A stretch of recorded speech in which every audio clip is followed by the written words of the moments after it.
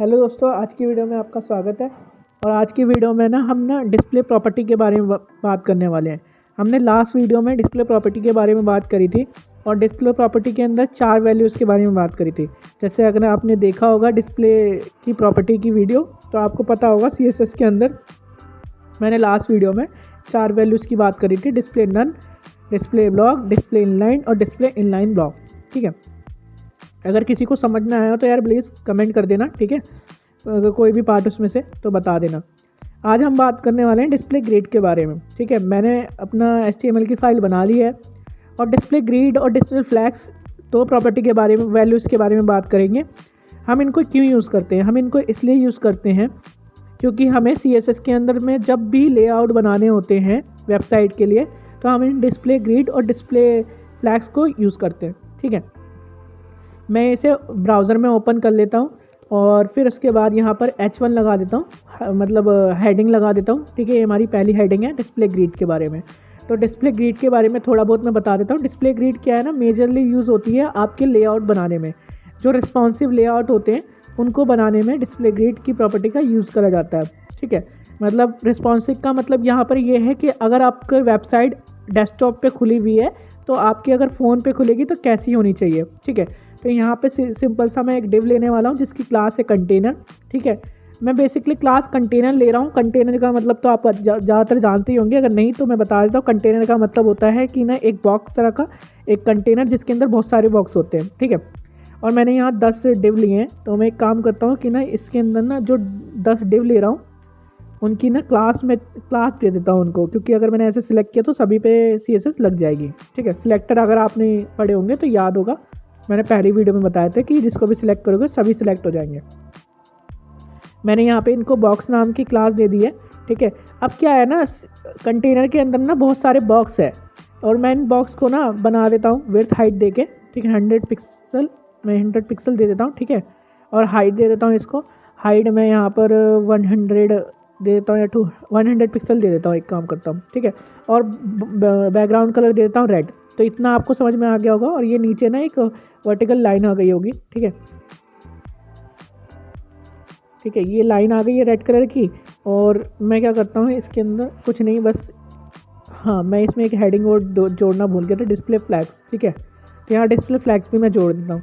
तो display flags और display grid देखेंगे तो सबसे पहले डिस्प्ले फ्लैग्स देख लेते हैं, तो ज़्यादा आसान रहेगा आपके लिए। ठीक है, डिस्प्ले फ्लैग्स थोड़ा सा इंपॉर्टेंट भी है और मेजरली डिस्प्ले ग्रिड भी इंपॉर्टेंट है, लेकिन दोनों ही मैं एक एक करके बताऊंगा। पहले फ्लैग्स के बारे में बात कर लेते हैं, क्या होता है फ्लैग्स। ठीक है, तो ये हमारी जो लाइन आ रही है, नीचे लाइन आ रही है क्योंकि हमारे पास बहुत सारे डिव हैं जो जिनकी क्लास बॉक्स है और कौन मैंने कलर दे रखा है रेड। ठीक है, अब ये नीचे नीचे हो रहे हैं तो आपको पता ही है कि जो डिव होते हैं वो क्या होते हैं, वो ब्लॉक एलिमेंट होते हैं और वो अपनी अपनी जगह रहते हैं। ठीक है, तो हर एलिमेंट वो ले रहा है। तो अगर जैसे हम डिस्प्ले फ्लैग्स करेंगे तो ये अपने हॉरिजॉन्टल स्केल पर आ जाएंगे। डिस्प्ले फ्लैग्स का मतलब है कि एक रो में लेकर आना, और इसके साथ ना हमें कुछ पावर्स मिलते हैं, कुछ प्रॉपर्टीज़ मिलती हैं, जैसे आपको स्क्रीन पे दिखाया जा रहा है, जस्टिफाई कंटेंट। तो अगर आप सेंटर करना चाहते हैं ना किसी भी डिव को, एलिमेंट को, ये बहुत ज़्यादा पूछा जाने वाला सवाल है CSS के अंदर कि डिव को सेंटर कैसे किया जा सकता है, तो ये सेंटर आप कर सकते हो। ये सेंटर हो गया। एक प्रॉपर्टी है align item. Justify content centre क्या होता है कि ना वो क्या करता है, आपका लेफ़्ट टू राइट आपका सेंटर कर देता है। अलाइन आइटम क्या करता है, टॉप टू बॉटम सेंटर करता है। मैं ये एक ना एग्जांपल से दिखाता हूँ। मैं 100 विच कर देता हूँ कंटेनर की, तो देखो कंटेनर के जैसे मैंने हाइट करी ना 100 विच, तो वो देखो बीच में हो गया। अगर मैं इसे हटा देता हूँ तो वो ऊपर हो जाएगा, लेकिन लेफ़्ट टू राइट सेंटर रहेगा।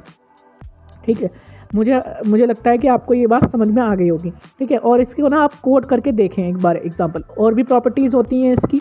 ठीक है, तो उसको भी आप यूज़ करके देखें, क्योंकि मैं चाहता हूँ आप इसमें फाइंड आउट करें। ठीक है, ढूंढना शुरू करें। मैं आपको बस दिशा दिखा सकता हूँ कि ये प्रॉपर्टीज़ होती हैं। ठीक है, एंड होती हैं, वैल्यूज़ और भी बहुत सारी होती हैं। तो आई होप कि आपको ये समझ में आ गया होगा। ठीक है, तो ये सेंटर यहाँ पर करके हम जस्टिफाई वो स्पेस बिटवीन कर सकते हैं। अब स्पेस बिटवीन क्या करता है ना कि आपके जितने भी बॉक्स हैं वो उनके बीच में स्पेस लेकर आ जाएगा। स्पेस बिटवीन ये काम करता है, वो स्पेस अराउंड, सॉरी, इसकी स्पेस अराउंड ये काम करती है। और स्पेस बिटवीन भी एक प्रॉपर्टी होती है। देखो मैंने जैसे ही वो करा तो ये रिस्पॉन्सिव नहीं है, तो रिस्पॉन्सिव के लिए हमें यूज़ करना पड़ता है डिस्प्ले ग्रिड। ठीक है, अभी देखो ये रिस्पॉन्सिव नहीं है क्योंकि एक दूसरे से चिपक गया है जैसे हम फ़ोन में लेकर आते हैं। तो ठीक है, एक काम करते हैं, मैं आपको इसको कमेंट कर देता हूँ।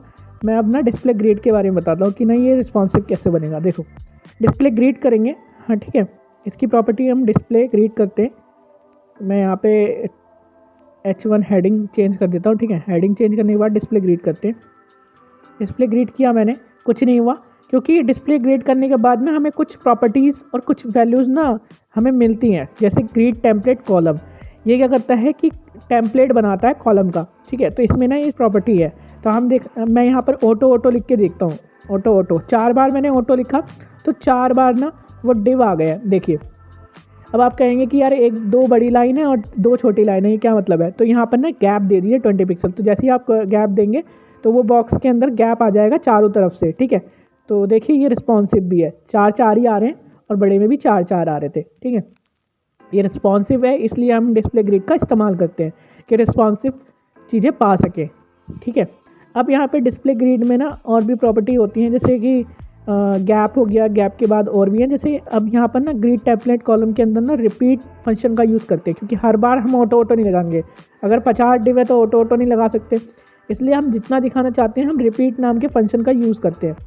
एक होता है FR, हम ना वैल्यू दे सकते हैं, जैसे पिक्सल होती है वैसे ही FR आता है। FR का मतलब होता है फ्रेम, ठीक है। 1 फ्रेम 2 फ्रेम 3 फ्रेम, तो ये होता है। इसकी ना वैल्यू आप चेंज करके एक बार ज़रूर देखिएगा, ठीक है। मैं इसको बता रहा हूँ 1 FR करने से वो इक्वली 3 हिस्सों में बढ़ जाएगा। तो मैं यहाँ पे कमेंट लिख के ना फ्रेम लिख देता हूँ, ये फ्रेम लेता है, ठीक है। इसकी फुल फॉर्म फ्रेम होती है। और ये ना CSS में पूछा जाता है बहुत ज़्यादा कि 1 FR लिखने में, या फिर रिपीट फंक्शन को पूछ सकते हैं। वो रिपीट फंक्शन भी मैं करके दिखाने वाला हूँ यहाँ पे।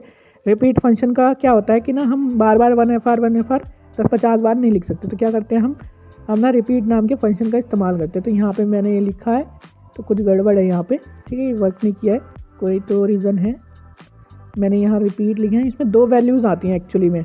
एक तो कि ना कितना बॉक्स का साइज़ होना चाहिए, कितनी स्पेसिंग लेनी चाहिए और कितने डिव होने चाहिए एक रो में, ठीक है। तो ये वही लेता है।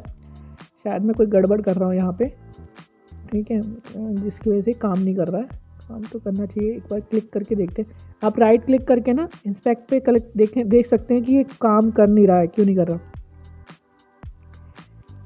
ये वर्क नहीं कर रहा है, क्या बात है। ये रिपीट,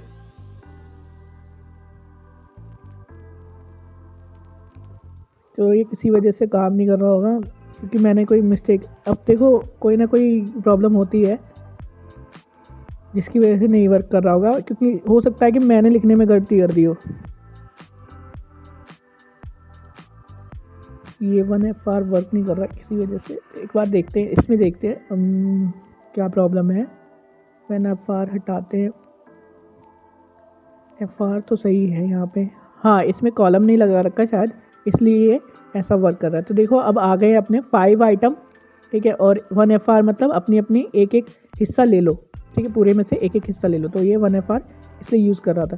तो मैं 5 FR लिख दूंगा तो 5 FR बिल्कुल सेम ही हो जाएगा एक तरह से। मैं 2 FR लिखता हूँ तो सब भी सेम लेंगे। यहाँ 2 FR जब लिखते हो ना तो वो सब इक्वली ले रहे होते हैं, तो इससे कोई फ़र्क नहीं पड़ने वाला। लेकिन अगर आप यहाँ पे 9 लिखते हो ना तो ये एक रो में 9 बार आ जाएंगे। और देखो यहाँ पर ना ये स्क्रोलिंग आ गई है, ठीक है।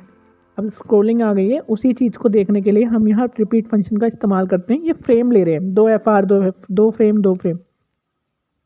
आगे चल के ना हम थोड़ा ना मीडिया क्वेरी के बारे में भी सीखेंगे कि CSS के अंदर मीडिया क्वेरी क्या होती है, क्या कैसे काम करती है, तो उसके बारे में भी बात करेंगे। तो अगर वीडियो ठीक लगी हो तो लाइक करना, चैनल को सब्सक्राइब करना, ठीक है। और कमेंट करना अगर कोई बात समझ नहीं आ रही हो तो।